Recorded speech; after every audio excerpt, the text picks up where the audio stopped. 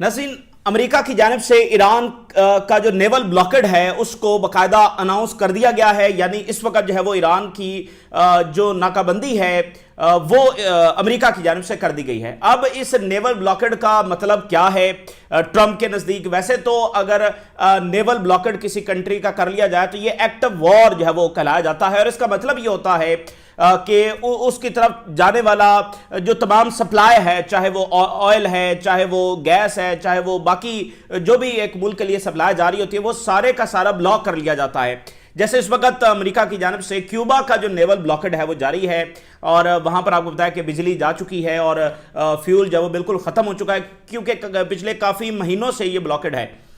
तो naval blockade का मतलब तो ये होता है, और इसे एक्ट ऑफ वॉर कहा जाता है। लेकिन ट्रंप की ज़ाहिर अपनी डिक्शनरी है और वो एक बात करके फिर पीछे हट जाते हैं। लेकिन अब ये काफ़ी सीरियस मामला है जब एक ट्रस्ट बिल्ड करने की कोशिश की जा रही है। ईरान और अमेरिका में पहले भी एतमाद है नहीं, चूंकि अमेरिका ने बार बार ड्यूरिंग द निगोशिएशंस अटैक्स किए हैं, जंग छड़ी है, फिर उसके सारी जो फॉरेन पॉलिसी है वो इजराइल कंट्रोल करता है। अब इस वाकये के बाद जब सूरत हाल काफ़ी कशीदा हो गई है, और हालांकि एक कोशिश की जा रही है कि मुज़ाकरात किए जाएं। पाकिस्तान के जो प्राइम मिनिस्टर हैं वो तुर्की और सऊदी अरेबिया का अहम तरीन दौरा करने जा रहे हैं, और ये कोशिश की जा रही है कि जो दूसरा राउंड है उसको शुरू करवाया जाए। हो सकता है ये दूसरा राउंड जो है वो 22 अप्रैल को शुरू किया जाए, या हो सकता है उससे पहले ये शुरू किया जाए, क्योंकि अभी भी एक अजम्पशन जो है वो एग्जिस्ट करती है कि अमेरिका और ईरान जो है वो एक डील तक पहुंच सकते हैं, और अमेरिका जो है वो ये चाहता नहीं है कि वो दोबारा जंग की तरफ आए, क्योंकि अमेरिका को ना ही कोई कामयाबी हासिल हुई है और ना ही उसको कोई कामयाबी हासिल होनी है। और जो पेंटागन है वो पहले दिन से जंग के साथ नहीं है, अमेरिकन पब्लिक ओपिनियन पहले दिन से जंग के साथ नहीं है। तो एक अजम्पशन है कि डील हो भी सकती है, एक डील का रास्ता मौजूद है। और फिर चूंकि अमेरिका के अंदर भी तो एक अपोजिशन है इस जंग की, तो एक एग्रीमेंट जो है वो उस तक हम पहुंच सकते हैं। तो ये कोशिशें साथ साथ जारी हैं। ये दौरा, ये दूसरा राउंड, इसकी पॉसिबिलिटी जो एग्जिस्ट करती है। लेकिन ये जो मामला हो गया है, ये तो मामला बाकायदा जंग की तरफ चले गए हैं। यानी नाकाबंदी अनाउंस कर देना, ये एक्ट ऑफ वॉर है। अमेरिका की जानिब से जो सीज फायर किया गया था उसको तोड़ दिया गया है, बाकायदा तौर पर जब इसको तोड़ दिया गया। ठीक है, अब यहां पर एक सेंसिटिव मामला यह भी है कि ब्लॉकेड में तो जो नेवी है उसको आगे जाना होता है। अगर ट्रंप ये ऑर्डर करते हैं अपनी नेवी को कि वो आगे जाए, खलीज ओमान में जाए, स्ट्रेट ऑफ हुर्मुज़ की तरफ आगे जाए, और ईरान की जो सप्लाई है उसको काटने की कोशिश करे, ईरान के जहाज़ों के ऊपर अटैक करे, तो उसके बाद फिर क्या होगा?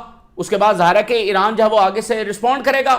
तो फिर यहां पर ट्रंप और उसकी इंतजामिया ये बयानिया बनाएंगे कि देखो ईरान ने हमारे ऊपर पहले अटैक किया। इस तरह का एक जो ट्रैप है वो भी वो करने की कोशिश कर रहे हैं, ताकि पब्लिक ओपिनियन को साथ मिला सकेंगे, देखो पहले ईरान ने हम पर अटैक किया, हालांकि ऐसा नहीं है। तो ये काफ़ी ज़्यादा कम्प्लेक्स मामला है और सेंसिटिव मामला है। ईरान इस वक्त पूरी तरह से तैयार है, और पूरी दुनिया से कंडेम तो नहीं किया जा रहा, लेकिन क्रिटिसाइज किया जा रहा है और प्रेशर डाला जा रहा है अमेरिका के ऊपर, ट्रंप इंतजामिया के ऊपर, क्योंकि बुनियादी मकसद सप्लाई खोलना था, दुनिया के लिए ऑयल फ्लो को खोलना था, ना कि ऑयल फ्लो को जो बंद करना था। देखें, बुनियादी मसला तो दुनिया के लिए यह है ना कि ऑयल बंद है, एनर्जी प्राइसेस ऊपर जा रही हैं और फ्यूल की शॉर्टेज हो रही है। तो नाकाबंदी करने से तो यह मसला हल नहीं होगा, बल्कि यह मसला ज्यादा अंदाज के अंदर खराब हो चुका है। इसलिए दुनिया का प्रेशर आ रहा है, वो आपके सामने रखेंगे। और ईरान किस हद तक तैयार है, ईरान ने अपनी जंगी कश्तियों को और सुसाइड शिप्स को किस तरह से वहां पर तैयार कर लिया है, वो आपके सामने रखेंगे। लेकिन अमेरिका क्या बात कर रहा है? US naval blockade of Iran ports goes into effect, यानी अब बंदरगाहों की तरफ ना कोई जहाज जाएगा, ना कोई वहां से जहाज बाहर आएगा।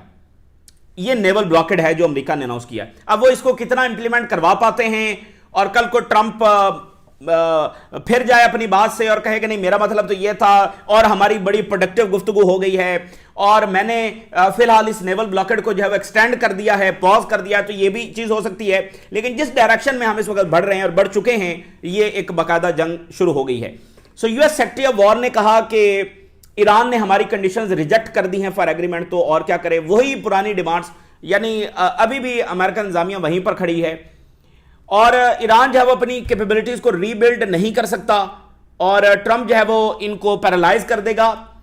और बट ही चूज मर्सी, लेकिन अभी तक ट्रंप ने ईरान पर रहम खाया। जिन्होंने थाउजेंड्स ऑफ मासूम लोगों को मार दिया और जख्मी किया और पहले दिन स्कूल की बच्चियों के ऊपर अटैक किया, उन्होंने अभी रहम खाया ईरान पर। सो द इरानियंस में start firing but this is not a wise. अब ये वही बात है, यूएस वॉर सेक्रेटरी जब वो बात कर रहा है कि हम अब नेवल ब्लॉकेट कर चुके हैं तो नेवी आगे भेजेंगे, तो हो सकता है कि ईरान हमारे पर अटैक करे, लेकिन ये उसके लिए कोई अक्लमंदी का फैसला नहीं होगा। वो उसको हमारे पर अटैक नहीं करना चाहिए। अब आप जरा अंदाजा करें कि नेवल ब्लॉकेट कर लिया है, ऐलान जंग कर दिया है, लेकिन ईरान आगे से जब अटैक ना करे, तो इसलिए पूरी दुनिया जब वो ज्यादा जो खौफ महसूस कर रही है या परेशान है, वो इस इंतजामिया से है कि और इनकी पॉलिसीज जो समझ में आने से बालातर हैं। किसी की समझ में नहीं आ रही है कि ये क्या पॉलिसी है। दुनिया कह रही है स्ट्रेट हॉर्मज़ खुले, ऑयल फ्लो हो, शॉर्टेज कम हो, एनर्जी प्राइस नीचे आए, और वो कह रहे हैं कि नहीं जी हमने तो डबल ब्लॉकेट जो लगा दी। तो इससे तो आपने जो ईरान का तो मकसद यही है ना कि एनर्जी प्राइसेस ऊपर जाएं, तो ये तो फिर ईरान को कुछ करने की जरूरत नहीं है। बहरहाल अब ये एक मामला है, और ईरान की जानब से जो स्टेटमेंट आ रही है, उनके डिफेंस मिनिस्टर ने यह कहा है कि we are prepared for all scenarios and the armed forces are at the highest level of readiness. हम हाईएस्ट लेवल ऑफ रेडीनेस हैं, बिल्कुल तैयार हैं, और हम तमाम सिनेरियोज को जो फेस करेंगे, और हमारा जो रिस्पॉन्स है वो बहुत डिसाइसिव होगा, और दुश्मन अपने फैसले पर पछताएगा। डेफिनेटली दुश्मन पहले भी पछताया है, जो उसने जंग छेड़ी उस पर वो पछताया। इसलिए आप देखें ट्रंप और अमेरिकी मीडिया का आपस में शदीद इस वक्त जंग जारी है, क्योंकि अमेरिकी मीडिया इसको अमेरिकी फतह बताने से कासिर है। हालांकि ये वेस्टर्न मीडिया ही है जिसने दहाइयों इजरायली प्रोपेगेंडे को जो है वो बढ़ा चढ़ाकर पेश किया, और फिर आखिरकार यहां तक लेकर आया। ये जंग उसने छेड़ी, लेकिन अब जो है वो इसमें लिख रहा है कि कोई फतह हासिल नहीं हो सकी है। तो दुश्मन तो पहले भी पछताया और अभी वो पछताएगा। So our armed forces readiness is in continuous increase, ये बढ़ती भी जा रही है। साथ साथ ऑल नेसेसरी मेजर जो है वो लिए जा चुके हैं to defend the country's and territorial integrity in various domains, और तमाम फ्रंट्स के ऊपर जो तैयारी है वो कर ली गई है। तो इसके अलावा खुद अमेरिकी असेसमेंट ये है कि ईरान के बाद जंगी कश्तियां, सुसाइड शिप्स, ये वो सारी तैयारी कर रहे हैं, और वो भेजेंगे। अगर इनकी नेवी आगे बढ़ेगी तो वो ये जंगी कश्तियां और ये सारे शिप्स जो इनकी तरफ भेजेंगे। ये ईरान बिल्कुल तैयार बैठा है। ईरान बिल्कुल खामोश नहीं बैठा रहेगा। ये इनको सोचना चाहिए, और दुनिया को अब समझ आ रही है कि इसका सबसे बड़ा मसले का जो जड़ है वो कौन है। वर्ल्ड जो फूड प्रोग्राम है उसने ये कहा है कि दुनिया में स्वेयर फूड शॉर्टेज जब वो पैदा हो सकती है, ये जो ट्रंप ने ब्लॉकेट लगाया। तो लेबनान में बमबारी बंद नहीं करवाएगा अमेरिका, जिसमें अमेरिका का कोई इंटरेस्ट नहीं है, लेकिन उसके नतीजे में जो क्राइसिस पैदा हो रहे हैं, उन क्राइसिस दर क्राइसिस को पैदा करता चला जाएगा, और पूरी दुनिया से फटा जाओ मोल ले लेगा, और अपनी स्टैंडिंग को बहुत बुरे तरीके से डैमेज करवाएगा, लेकिन बेबी को नहीं रोकेगा। अच्छा, अब आप जरा देखिए दुनिया का क्या रिएक्शन सामने आ रहा है। ट्रंप सेड कि allies will join Hormuz blockade, no nation stepped forward. Trump ने कहा कि हम नेवल ब्लॉकेड लगाने जा रहे हैं, और बहुत सारे इत्तेहादियों के साथ बात चल रही है, और वो हमें ज्वाइन करेंगे। नेवल ब्लॉकेड लग चुका है, किसी ने अभी तक हामी नहीं भरी कि हम आ रहे हैं। कोई एक मुल्क भी हामी नहीं भर सका कि हम आ रहे हैं। की एलायंस भी उन्होंने डी एस्केलेशन की बात की है, की एलायंस ने भी डी एस्केलेशन की बात की है, और नेटो की बाकायदा स्टेटमेंट आ गई है, we will not participate in US plan against the Strait of Hormuz, बाकायदा। और ये नेटो के सेक्रेटरी जनरल ने स्टेटमेंट जारी की है कि हम बिल्कुल हिस्सा नहीं बनेंगे। तो ये देखना कि एक नेटो का भी हम खात्मा इस वक्त देख रहे हैं। देखिए, हम ये नहीं कह सकते कि यूरोप और अमेरिका का अलायंस टूट गया है।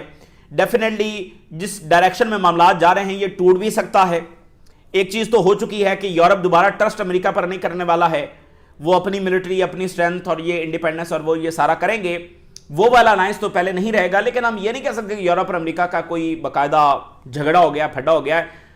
यूरोप भी इंतजार करेगा कि ट्रंप रिप्लेस हो जाए, कोई और अमेरिकी सदर आए और फिर ताल्लुकात को जो है रिवाइव किया जाए। वो भी इस अंदाज से इन चीज़ों को देख रहे हैं कि ये मामला सिर्फ ट्रंप का है। लेकिन बहरहाल एक चीज़ वो समझ चुके हैं, जैसे कनाडा है, कि हम अपने वेपन प्रोड्यूस करेंगे, इंडिपेंडेंस हासिल करेंगे अमेरिका से, और अपनी फौज जब खुद तैयार करेंगे। ये यूरोप भी करेगा, ये कनाडा भी करेगा, ये बाकी इत्तेहादी भी करेंगे। लेकिन ये देखना यह कि ट्रंप जाते जाते इन अलायंसेस को कितना नुकसान पहुंचा जाता है। क्या वो इरिवर्सिबल सतह पर ले जाता है? गल्फ के साथ तो मामला ऑलमोस्ट इरिवर्सिबल सतह पर चले गए जा रहे हैं, और वहां पर कोई अमेरिकी सदर आ भी जाए दूसरा, वो जितना रिपेयर करने की कोशिश करे, गल्फ जो है वो दोबारा ट्रस्ट करने वाले नहीं है, और वो ग्रेजुअली जो है वो अमेरिका की प्रेजेंस का यहां से खात्मा ही करेंगे।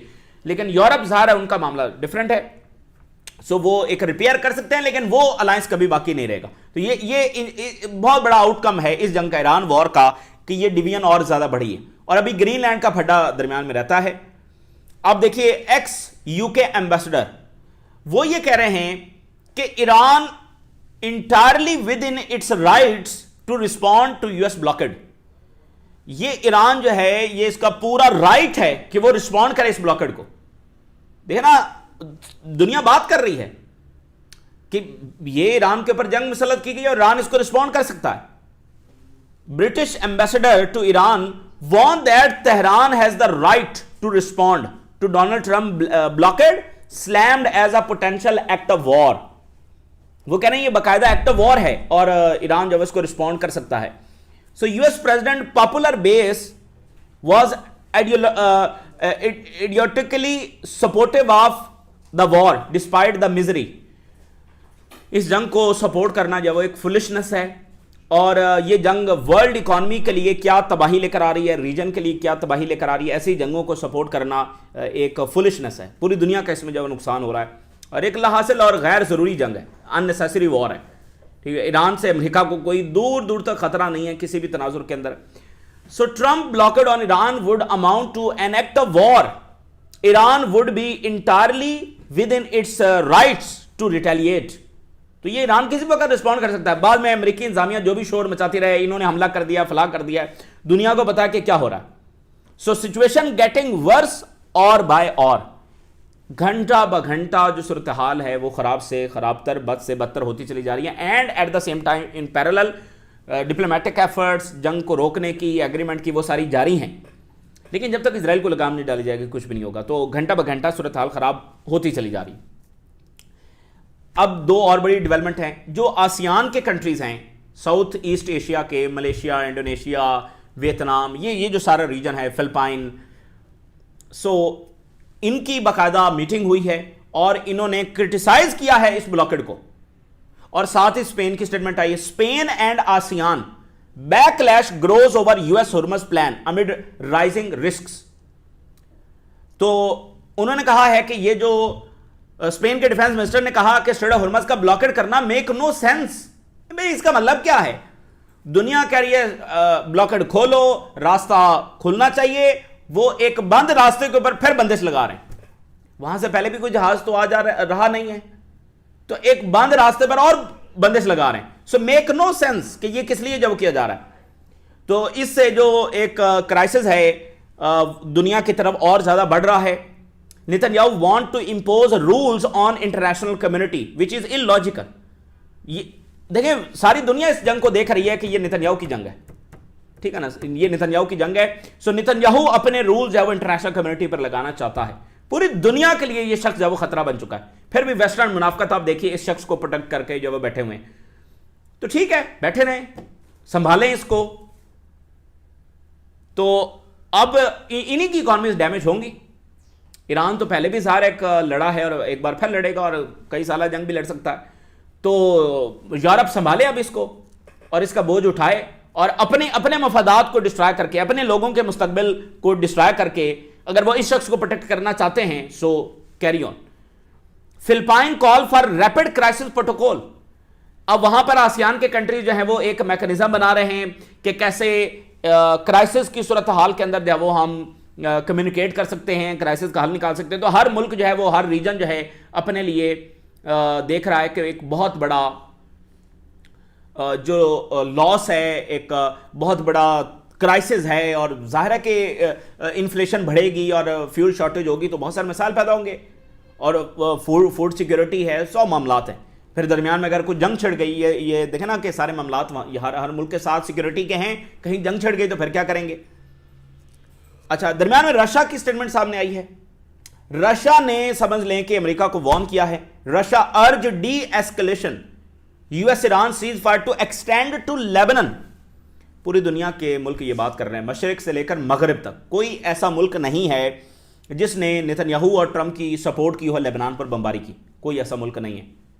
रशिया ने भी कहा है कि लेबनान जो है वो सीज फायर के अंदर शामिल होना चाहिए। फ्रांस ने ये बात की है, बरतानिया ने की है, ऑस्ट्रेलिया ने की है। यानी इसका मतलब यह है कि फ्रांस, बरतानिया, ऑस्ट्रेलिया, इनकी कोई हैसियत नहीं है। जापान ये कह रहे हैं कि लेबनान शामिल होना चाहिए और वो नहीं हो रहा। तो इसलिए अब ये कंसिडर कर रहे हैं कि भाई अमेरिका तो इनके मफादात को मद्देनजर रख ही नहीं रहा है। एक नेतन्याहू जो है वो पूरी दुनिया से संभाला नहीं जा रहा है। तो बहरहाल ईरान ने ये इक्वेशन कायम कर दी है कि अगर लेबनान पर बमबारी होगी, अगर इसराइल किसी और मुल्क के खिलाफ अग्रेशन करेगा, तो फिर उन्होंने इसको स्ट्रेट ऑफ हुर्मुज़ के साथ लिंक कर दिया है, जिससे पूरी दुनिया की इकॉनमी नुकसान उठाएगी। अगर स्ट्रेट ऑफ हुर्मुज़ का लिंक दरमियान में से निकाल दें तो फिर दुनिया को इतना मसला नहीं है, क्योंकि मॉरली तो वो अभी तक इसराइल को चैलेंज कर ही नहीं रहे। अच्छा, ये बयान बड़ा इंपॉर्टेंट है। लेबनान की जो प्रेसिडेंट हैं, यूरोपीय यूनियन की जो प्रेसिडेंट हैं वान डर लेyen, जो कि बहुत बड़ी सपोर्टर हैं इसराइल की, और ड्यूरिंग द जेनोसाइड जो कुछ हो रहा था और बड़ा प्रेशर था, बड़े मुजाहरे थे कि सैंक्शंस लगाई जाएं, इन्होंने सैंक्शंस नहीं लगाई। आज इन्होंने कहा है कि no regional stability while Lebanon is in flames. Lebanon में अगर बमबारी हो रही है तो रीजन में कोई स्टेबिलिटी नहीं है। तो लेबनान पर तो फिर 2024 में भी फुल फ्लैज वॉर हुई है। तो आज इनको ये बयान देना पड़ा है। ये बयान इनका बहुत इंपॉर्टेंट है, क्योंकि शख्सियत बहुत बड़ी है, यूरोपीय यूनियन के प्रेसिडेंट और फिर ज़ाहिर इसराइल के बहुत बड़ी सपोर्टर। आज इनको भी ये कहना पड़ा है कि लेबनान, तो भाई जब सारी दुनिया इंडोर्स कर रही है कि लेबनान पर बमबारी बंद होनी चाहिए, अच्छा अब ये इंडोर्स क्यों कर रहे हैं? क्योंकि इनको पता है कि ये बजोर ताकत जाकर स्ट्रेट ऑफ हुर्मुज़ खुलवा नहीं सकते। स्ट्रेट ऑफ हुर्मुज़ तभी खुलेगा जब यहां पर लेबनान पर बमबारी बंद होगी, जब इसराइल को लगाम डाली जाएगी, सीज फायर इंप्लीमेंट किया जाएगा, फिर ही स्ट्रेट ऑफ हुर्मुज़ खुलेगा। इसलिए अब ये सारे कह रहे हैं लेबनान को शामिल करो, लेबनान को शामिल करो। आज जर्मनी ने जो है वो फ्यूल टैक्सेस लगा दिए हैं as war on Iran trigger energy prices shock. Germany इस वक्त सबसे ज्यादा नुकसान उठा रहा है, क्योंकि जर्मनी जो है वो आपको पता है इसको इंजन ऑफ द यूरोप कहा जाता है। हम पहले भी कई बार बात कर चुके हैं। वहाँ पर जो डी इंडस्ट्रियलाइजेशन है वो बहुत हो रही है, वहाँ से इंडस्ट्री जब वो शिफ्ट हो रही हैं, जॉब क्राइसिस पैदा हो रहा है। उनकी बड़ी बड़ी कंपनीज, बड़े बड़े ब्रांड्स जो उनकी जीडीपी का कोई 17% हैं उनकी जीडीपी का, सो वो हज़ारों लोगों को नौकरियों से फारिग कर रहे हैं। उनके जो प्रोडक्शन यूनिट्स हैं वो बंद हो रहे हैं। तो वजह क्या है कि जो कंपटीशन है उसमें तो चाइना आगे निकल चुका है, उनकी गाड़ियाँ ज़्यादा बिक रही हैं, तो इनकी गाड़ियाँ कम बिक रही हैं, इसलिए जो है वो यूनिट्स को बंद करना पड़ रहा है। और ये क्यों हो रहा है? क्योंकि चाइना को एनर्जी का क्राइसिस नहीं है। चाइना जो है वो नॉलेज के ऊपर इन्वेस्ट कर रहा है, अपनी यूनिवर्सिटीज के ऊपर इन्वेस्ट कर रहा है। यहां पर तो पैसा जंगों में जा रहा है, फोकस कहीं और है। एनर्जी का इतना बड़ा क्राइसिस है, पहले रशिया से सस्ती एनर्जी मिलती थी, वो जब वो इन्होंने बंद कर दी, बिला वजह बंद की। हालांकि रशिया के तो इतने अच्छे ताल्लुकात हो गए थे यूरोप से, अच्छे तरीके से ये रह सकते थे, लेकिन उसके बावजूद ये सारा कुछ किया। तो अब जो गल्फ से एनर्जी आती थी वो भी ज़ाहिर इन्होंने जो वो बंद कर दी है। तो जर्मनी जो है, जर्मनी का नुकसान मतलब पूरे यूरोप का नुकसान है। तो जर्मनी जो है वो आज उन्होंने फ्यूल टैक्सेस जब लगा दिए हैं, इससे और ज़्यादा, तो अगर ये जंग और प्रोलॉन्ग्ड होगी तो इकोनॉमिक क्राइसिस, इकोनॉमिक कॉन्सिक्वेंसेस जो हैं वो जर्मनी और यूरोप के लिए बढ़ते चले जाएंगे। अच्छा, इस वक्त ईरानियंस जो हैं उनकी कम्युनिकेशन हो रही है ख़ास तौर पर सऊदी अरेबिया से और कतर से और बाकी मिडल ईस्ट के ममालिक से। ये बहुत ही खुशाइंद है और ये बहुत ज़रूरी है इस क्राइसिस के टाइम में कि ये एक अंडरस्टैंडिंग कायम रहे। ईरान और सऊदी अरेबिया का अंडरस्टैंडिंग रखना, कम्युनिकेशन रखना, ये बहुत ज़रूरी है। दोबारा भी चूँकि जंग छिड़ सकती है, उसके काफ़ी ज़्यादा ख़तरात हैं और उसमें बाकी पार्टीज़ भी शरीक हो सकती हैं। पाकिस्तान ने अपनी एयरफोर्स और अपनी मिलिट्री जो वहाँ पर डिप्लॉय कर दी है, वो ज़ाहिर इसी पर्पज़ के लिए डिप्लॉय की है, क्योंकि आगे मामला किसी तरफ भी जा सकते हैं, वो बिल्कुल आउट ऑफ कंट्रोल भी हो सकते हैं। सो आप देखिए कि regional push to revive Iran US talks, diplomacy door still open. Region जो है वो कोशिश कर रहा है कि डिप्लोमेसी की जाए, दोबारा से इनको टेबल के ऊपर लाया जाए, क्योंकि देखें ईरान तो इस पर भी एग्री हो गया कि हम यूरेनियम को डाइल्यूट कर सकते हैं, और अमेरिका को क्या चाहिए। तमाम जो रीजनेबल डिमांड्स हैं और मीडिएटर्स उसको देख रहे हैं, दुनिया उसको देख रही है कि ईरान उस पर एग्री है। लेकिन बुनियादी मसला यह है कि इजराइल को कोई एग्रीमेंट ईरान से नहीं चाहिए, उन्हें ईरान की जो है डिस्ट्रक्शन चाहिए। वगरना एक एग्रीमेंट जो एक बेहतरीन एग्रीमेंट था उसको इजरायली लॉबी ने खत्म करवाया। और ये सूरत हाल, अब हिजबुल्लाह के हमले जारी हैं, उन्होंने ड्रोन्स जब वो इनके ऊपर अटैक्स किए हैं, और aerial attack with swarms of drones, soldier जो एक जगह पर आराम कर रहे थे यफ्ता बैरक में, उनके ऊपर जो अटैक किया है। बेते हलील बेसेस जो हैं वहां पर भी इसी तरह सोल्जर्स मौजूद थे, उनकी गैदरिंग थी, वो वहां पर कोई रेस्ट वगैरह कर रहे थे, तो वहां पर जब जाकर इन्होंने अटैक किया है। कमांड जो रूम है इनको डिफरेंट जगहों पर आर्टिलरी पोजीशंस को जब निशाना बनाया है, कमांड हेडक्वार्टर्स को, housing soldiers at different barracks, तो उसमें काफ़ी ज़्यादा नुकसान हुआ है। एक जगह पर इजरायली मीडिया खुद कंफर्म कर रहा है कि 8 इजरायली फौजियों की कैजुअलिटीज़ हुई हैं। तो वो लेबनान पर बमबारी कर रहे हैं तो उसका जवाब इनको मिल रहा है, इनकी कैजुअलिटीज़ वहाँ पर होती चली जा रही हैं। आखिरी बात यह है कि पोप के खिलाफ जो स्टेटमेंट जारी की है ट्रंप ने, उसका बहुत बैकलैश आ रहा है। अमेरिका के अंदर से भी आ रहा है, यूरोप से भी आ रहा है, और कहा जा रहा है ट्रंप को कि अपोलोजाइज करो। अच्छा, ट्रंप कह रहा है मैं अपोलोजाइज नहीं करूंगा, और फिर उसने एक गलत लैंग्वेज इस्तेमाल किया, कहता द मोस्ट वीक पोप, मैं इसको अपोलोजाइज नहीं करूंगा। ईरान के सदर ने लिखा है पोप को कि ये जो ट्रंप ने आपके खिलाफ अल्फाज इस्तेमाल किए हैं हम इसको जो कंडेम करते हैं, द ओनली ओआईसी कंट्री। और आपको बताया पोप इस वक्त जो अल्जीरिया के दौरे के ऊपर है। अच्छा, एक मैं आखिर में आपके साथ चीज शेयर कर दूं कि डोनाल्ड ट्रंप जो है इसने एक एआई जनरेटेड जो इमेज है वो शेयर की, और इसने ये पोप के मामले के अंदर अपने आप को जीसस जब वो दिखाया। ये बहुत बड़ा इस वक्त मसला बना वहां पर। यानी इसने एक एआई जनरेटेड, पहले इसने ये सारी बातें की और दो दफा स्टेटमेंट जब जारी की पोप के खिलाफ, और उसके बाद ये इमेज जब शेयर कर दी जिसमें अपने आप को जीसस जब इसने दिखाया। अब आप जरा अंदाजा करें तो उस तस्वीर के अंदर यह देखा जा सकता है कि फ्लीट ऑफ वॉरशिप्स है और आसमान से कलेक्शन ऑफ जो एंजल सोल्जर्स हैं वो देखे जा सकते हैं। अच्छा, ये बात इसलिए नजर इंपॉर्टेंट है कि वो जो ज़ायनिस्ट लॉबी है जो वो काला जादू कर रहे होते हैं और अजीबो गरीब उनके मामलात हैं, उसका जो एक मंतर है उसमें वो बार बार ये कह रही होती है कि एंजल्स आ रहे हैं, मदद को एंजल्स आ रहे हैं। तो ये अमेरिकन सर पकड़ के बैठे हुए हैं कि ये जो ट्रंप है इस पर ज़ायनिस्ट का जो असर है उसकी बुनियाद क्या है? क्या वो मजहब है? क्या वो एप्स्टीन फाइल्स हैं? क्या वो कोई और खौफ है? वो वजह क्या है? तो ये काइंड ऑफ ऐसा लगता है कि मिक्सचर है, वन लाइनर किसी के पास भी नहीं है कि ट्रंप इस तरह से ज़ायनिस्टों के कंट्रोल में क्यों है। वन लाइनर तो किसी के पास नहीं है, लेकिन ये एक मिक्सचर सा नजर आता है। यानी ये अब देखे ना कि फिर वही मजहब वाली बात, तो कहीं मजहब भी शामिल है, कहीं वो एप्स्टीन फाइल्स भी शामिल हैं। जो केंट जो कि इनके फॉर्मर जो टेररिज्म डिपार्टमेंट है उसके जो सरबराह और इंटेल ऑफिसर, अभी उन्होंने इस्तीफा दिया था ड्यूरिंग द वॉर, वो ये भी कह चुके हैं कि ट्रंप को ऐसा लगता है कि कोई धमकी भी है, फियर ऑफ लाइफ भी है, तो इस तरह का कोई मामला भी है। तो बहरहाल अब अमेरिकन ने सोचना है।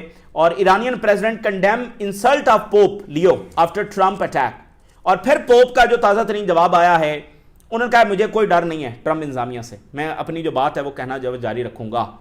तो अब देखना कि आपस में भी इनके फड्डे शुरू हो गए ड्यू टू ईरान वॉर। ये इस वक्त की ताज़ा तरीन डेवलपमेंट्स हैं जो आपके साथ शेयर किया हमने। राज रोगा करें, अल्लाह हाफिज़।